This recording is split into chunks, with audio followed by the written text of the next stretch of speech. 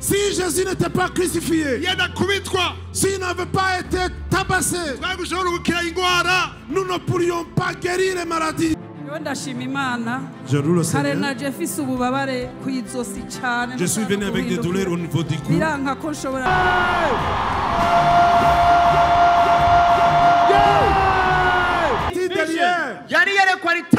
Alors c'était une grande vision extraordinaire. I said to the Lord, where is this river going? Et alors j'ai demandé, cette rivière qui jaillissait, qui court vers où? And in the spirit, I saw it come to Burundi. Que cette rivière venait à Burundi. Abanyefeso ikigabane cya 5 umurongo wa 14 nicyo gituma bivugwa wikangure wowe usinziriye uzuke uve mu bapfuye. Kristo arakumurikira. Bakunzi b'umukubito muramaze kubona yuko uko ibihe bigenda birahita ariko abantu bagenda basinzira ku buryo bw'impemu mbere bikagora uko bakanguka. Nk'uko Paulo yakora bibwira abanyefeso biraboneka neza yuko shetani agenda arasinziriza abantu ku buryo bw'impemu. Kubw'ivyo uburundi nabwo bwarahezagiye buraronka abameze nka Paulo, abameze nk'intumwa za kijya gihe. Aho twavuga abapatiri, abapasitori, abatumwa, abashehe, ikabihebeye Imana bose. Chrisndikumana ari muri bamwe muri abo bagenda bagwana urugamba ko gufasha abantu gukanguka mu buryo bw'impwemu. Doreka kubona mu gihugu cyacu cy'u Burundi igikorane kidasanzwe cyabere ku kibuga cy'umupira w'amaguru kuri Kamenge, aho na cyari titiriwe Kanguka Burundi, cyatunganijwe n'uwo muvugabutumwa. Isinzi ry'abantu riraza, abarundi baraza guhura n'Imana, eka n'abanyamahanga bavuye mu bihugu bitandukanye za Togo, za Congo Brazzaville, Congo iharanira demokarasi ya Congo benshi bakuze kwita RDC, eka n'ibindi bihugu byinshi biraza bivuga ati tugiye guhura n'Imana mu Burundi.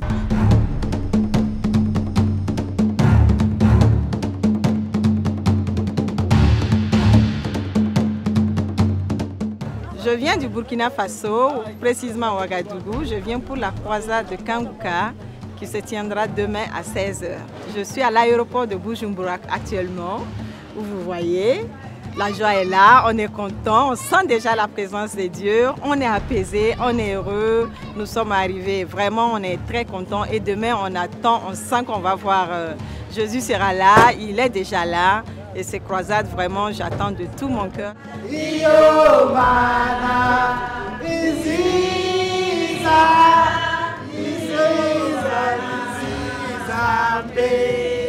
Moi-même, je quitte de la France. Vraiment, ça me fait plaisir que je sois ici. Vraiment, là même, je suis très content.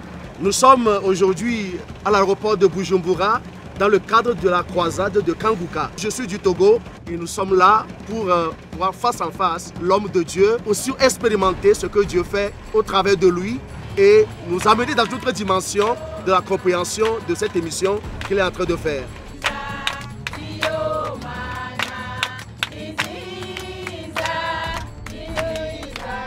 On vient donc de Kinshasa et on a fait donc un long voyage avant d'arriver à Bujumbura.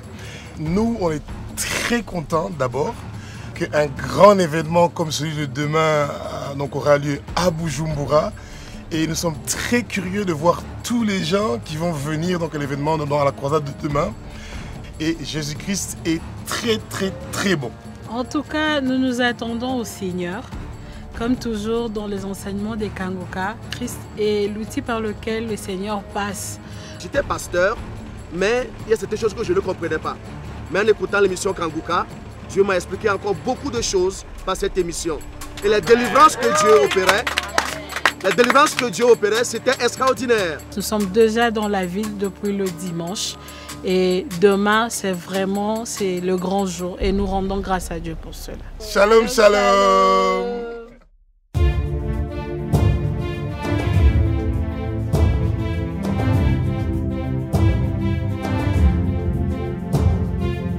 Je suis congolaise de Bukavu. Aujourd'hui, je suis arrivée ici à 4 h sur place, oui. Nashisenga amasize navuye amasaha 10 kugira ngo nanje ndokumugisha mu bandi kugira ngo ntabagwe. Dusitse mu kanya tumaze nk'iminota 15 dusitse twaze kugira turabi igitangaza Imana dukorera. Avec toute notre famille ici, On a dit qu'aujourd'hui, chrisndikumana nous a donné la face de lui voir en face.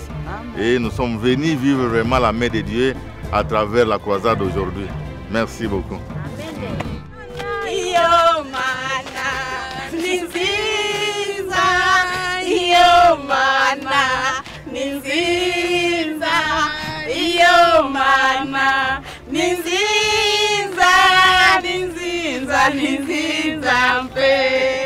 chrisndikumana ariko arategura amasengesho adasanzwe ku gihugu cyacu cyiza cy'u Burundi kugira ngo kibone ikanguro ridasanzwe. Kumbure muhava muvuga muti wa muhunga atanguye guhagiza abakozi b'Imana. Igituma mvuga ibi nuko umurundi wese akwiye kumenya nkuko basogokuru babituraze. Baravuga yuko turi mu gihugu cy'amata n'ubuki kandi turavyibonera. Akwiye kumenya yuko ni itegeko, ni bwirizwa, ni icyategerezwa gukunda igihugu no kugisengera. Hama tukigikorera. Igihugu gisengeye ukagikorera ibisigaye Imana niyo itanga ibintu.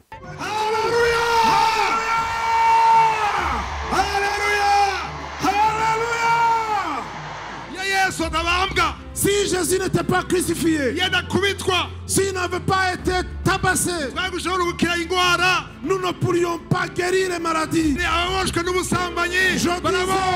tous ceux qui sont liés par l'adultère peuvent être délivrés dans le nom de Joshua.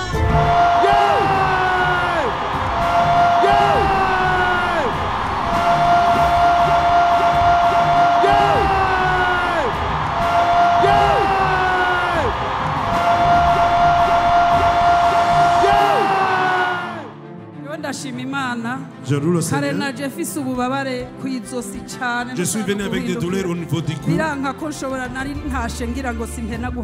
C'est comme si je voulais retourner à la maison parce que je sentais que je n'allais pas tenir. Mais quand on a commencé à prier, j'ai senti que tout est parti, je suis libéré. Je suis Guy Clément, je viens de la Côte d'Ivoire. Alors, ça a été une très belle expérience ce soir. Par la grâce de Dieu, on a vu Jésus se manifester dans notre vie. On a vu beaucoup de choses qui ont passé vraiment positivement.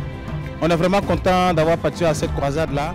Ndagiye cyane turanezerewe twabonye Imana twabonye ibitangaza bikoreka ya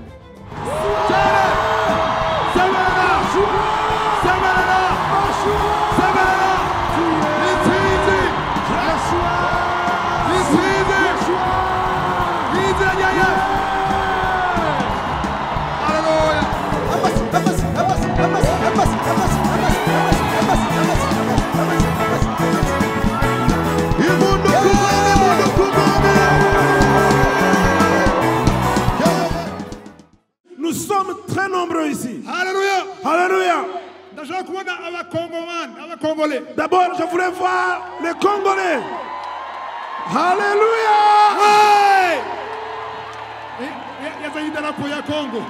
Regarde aussi, il y a le drapeau du Congo. Alléluia. Alléluia. Le Congo est très vaste. Alléluia. Alléluia. Les gens qui sont venus de la partie de Kivu. Ceux qui sont venus de Kivu. Kivu. Non, Kivu, Sud Kivu. Wow! Oh, voilà. Alléluia. Kivu ya Moumanukona, Kivu ya Moubararuko. Ils sont venus de Goma. Goma. Ceux qui sont venus de Goma. Bukavu. Bukavu et Goma. Est-ce qu'il y a des Quinois ici? Est-ce qu'il y en a aussi ceux qui sont venus de Kinshasa? Kinshasa. Voilà les Quinois. Bana Kinshasa. Que Dieu vous bénisse. Il y a des Togolais ici. Il y a des Togolais. Alléluia. Alléluia. Wow. Est-ce qu'il y a des Rwandais ici?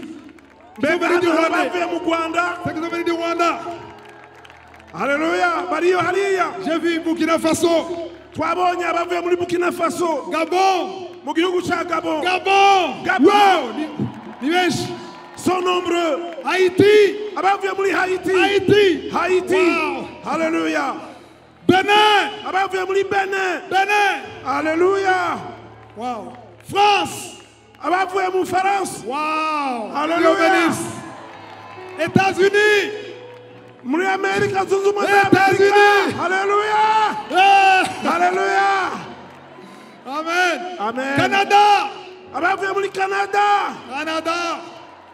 Belgique. Abavuye mu Bubiligi. Belgique. Alléluia. Hollande. Pays-Bas. Abavuye mu gihugu cya Hollande. Alléluia. Wow. Suède. Abavuye muri Suède. Suède. Ngabariya. Danemark. Abavuye muri Danemark. UK. Abavuye mu Bwongereza. Oh, hallelujah. Wow. Abavuye aho ntavuze. Ceux qui sont venus de là où je n'ai pas mentionné. Abavuye aho ntavuze atari mu Burundi ariko. Hallelujah. Abasangwa abari mu Burundi tubakomera amashyi abantu bose. Alors, nous les nationaux qui sont au Burundi, acclamons le Seigneur pour ces gens-là. My wife and I, many years ago, began to pray about Burundi. Ça fait pas mal d'années que nous avons commencé à prier pour le pays du Burundi. But the truth was, we did not even know where Burundi was. Mais la vérité est qu'on ne savait même pas où se localiser le Burundi. We had to open up the map to find Burundi. Nous avons pu ouvrir la carte mondiale pour localiser géographiquement où se trouvait le Burundi. I said to my wife, maybe it is near Saudi Arabia.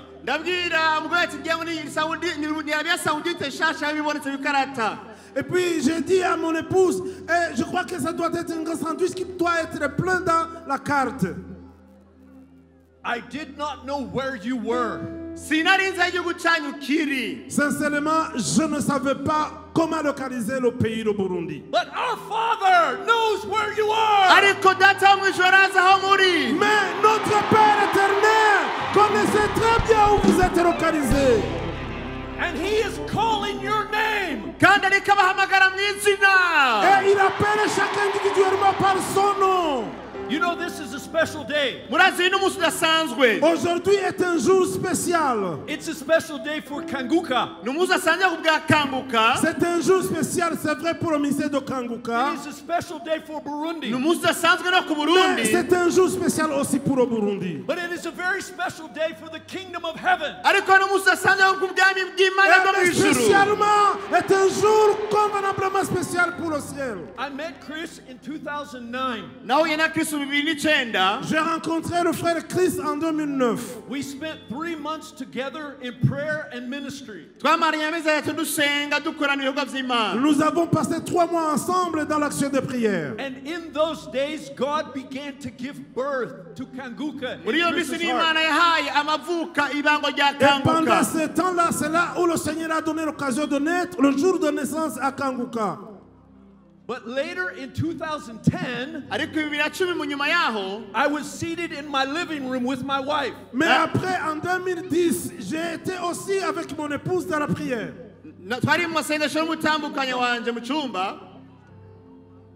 And we were only praying. Nous étions dans la prière en chambre avec mon épouse. And in my living room, a river opened up. Et puis, alors étant dans la chambre, j'ai vu une ouverture. Et une rivière de ruisseau qui est comme coulée. This river rose up from the floor. Et cette rivière, c'est comme si ça jaillissait du sol montant. And it went out the window of my house. Et par après, c'est passé par la fenêtre pour sortir derrière. Alors c'était une grande vision extraordinaire. I said to the Lord, where is this river going? Et alors j'ai demandé, cette rivière qui jaillissait, qui court vers où? And in the spirit, I saw it come to Burundi. Que cette rivière venait à Burundi. This river landed in this country. Cette rivière alors est venue dans son pays. And this water went into the ground. Et alors la rivière en question, l'eau qui était de cette rivière pénétrant le sol d'ici. And in that moment, many fruit trees began to grow up. Et à partir de ce moment, beaucoup d'arbres fruitiers commençaient à germer. And the fruit came on the trees. Et les fruits se voyaient sur ces arbres fruitiers. It was not mangoes. Ce n'était pas des mangues.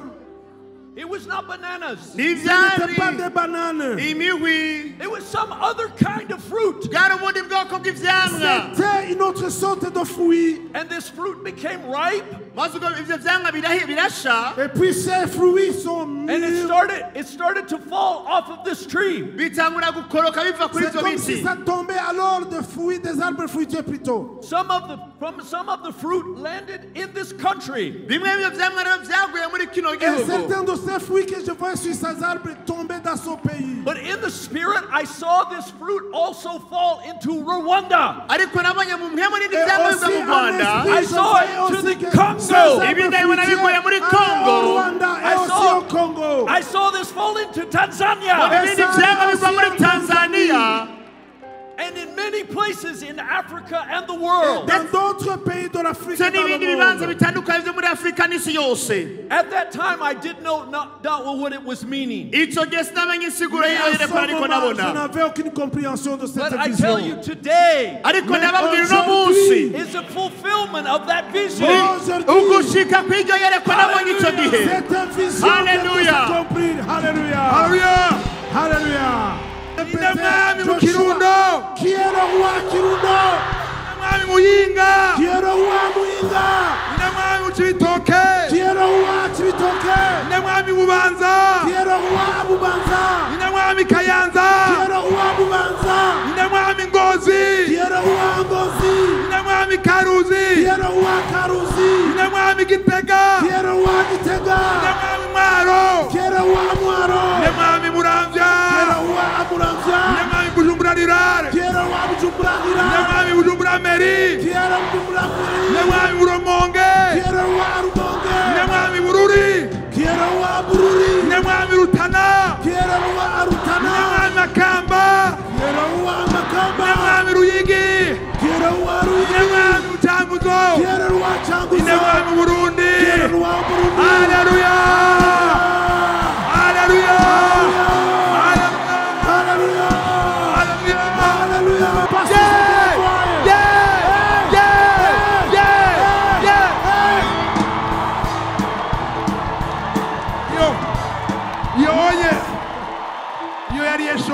Ça c'était un échauffement. Hey!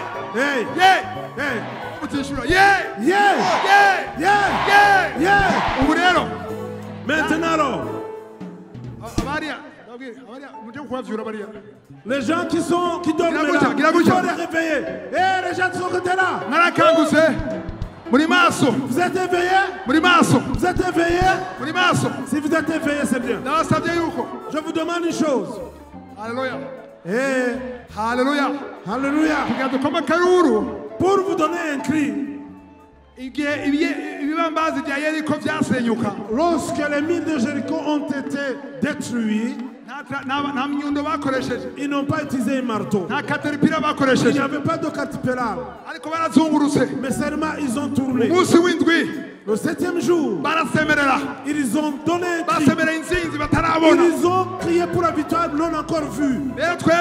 Et nous aussi, nous allons crier la victoire qui n'est pas encore touchée. Mais nous allons la voir bientôt. Mais nous savons que nous l'avons. Même si nous ne voyons pas, nous l'avons, nous croyons. Amen. Êtes-vous prêts? Amen. Je vais compter 3 fois. Et puis tu te donnes un cri. Tu cries. Ou siffler. Ou dire firimi. Pour que les gens de Kanyosha entendent. Attendez.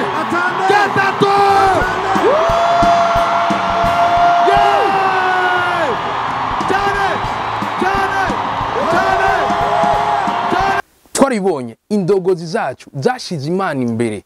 Mwama mwabibonye yuko umwaka utanguye twihereza Imana, ubwo umuntu arangire duhereza Imana. Harabe n'iminsi mikuru yo gushimira Imana ku kiringo aba badutwara bamaze ibaheza guragura batuyobore.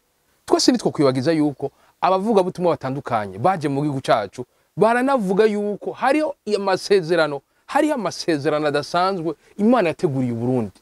N'umwanya mwiza rero okugira ngo umurundi wese ahaguruke maze asenge twiyegereza Imana hama tunayikorere na kare umufuko wose ukeneye icyo ubikwamo n'umunwa wose ukeneye icyo ufungura nkuko indogozi zibivuga.